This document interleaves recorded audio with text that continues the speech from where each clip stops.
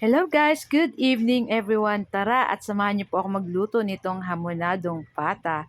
So para yan sa aming dinner guys. So yan yung request ng aking three sons na ulam daw ngayong gabi. So ayan na nga at syempre bagong sweldo si Mamshi kaya ayan naisipan kong lutuin yung kanilang request na hamonadong pata. So guys, ayan na nga at nagpakulo ako dyan ng tubig and pagkatapos ay nilagay ko na dyan yung ating pata na syempre hinugasan natin yan ng malinis syempre para malinis yung ating pakaluto nito. So after nyan pagkulo guys tatanggalin natin dyan yung pinag-anuhan nitong pata, pinaglagaan.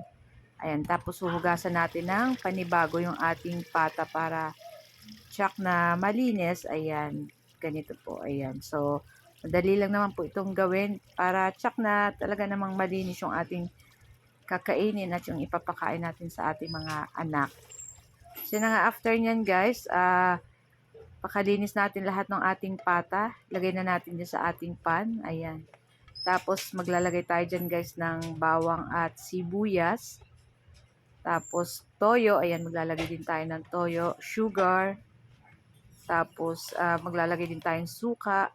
Ayan. So ayan na nga, nilagay ko na dyan yung ating bawang at sibuyas. And then maglagay na tayo dyan guys ng toyo. Ayan. Para sa ating hamonadong pata. So yun na nga guys. So maglagay na rin tayo dyan ng paminta. At naglagay rin ako dyan guys ng konting asin. Konti lang naman para hindi masyadong marami yung toyo natin.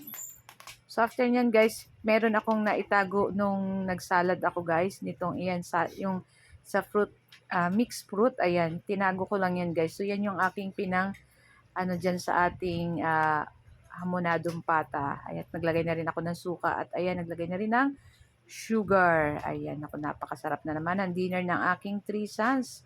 So yan at sinama ko pa dyan yung ating sabaw nung ating slice na pineapple para mas yummy yung ating hamonadong pata. So papakuluan lang natin yan guys. Ayan, palalambutin lang natin yung ating pata dyan. At pag lumambot na yan guys, syempre dapat yung malambot na malambot para yung taba ng pata yung gumagalaw-galaw na sa lambot. So ayan na nga at malambot na yung ating pata. So ilagay na natin dyan yung ating pineapple slice. Slice pineapple, ayan. Tapos tatakpan lang natin yan uli guys. So pagkatikatihin lang natin ng konti yung sabaw at ayan na nga guys. So maya-maya ay luto na rin yan guys. Naku, napakasarap nito guys. Kaya try nyo din po itong lutuin. Ayan na, gusto ko nga po palang i-shoutout yung ating mga followers. Ayan, 7.6k followers na po tayo. Maraming salamat po sa mga bagong followers.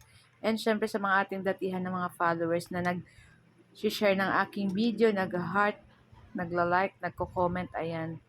So, maraming salamat po guys. So, ayan na nga at malambot na dyan yung ating pata. Ayan o. Lambot na yan guys. So, tara na guys at samahan nyo kaming mag-dinner. So, ayan na nga at mag-ready na kami ng plato. Naku, is taob na naman ito ang isang kalderong kanin nito guys. So, guys, ito lang ang aming video today. Ayan. Sa hindi pa po nakafollow ng aming page, ayan, pa-follow na lang po para lagi kayong updated sa aming mga bagong video. So, guys, thank you for watching. Tara at samahan nyo na po kaming mag-dinner. Ciao, babu!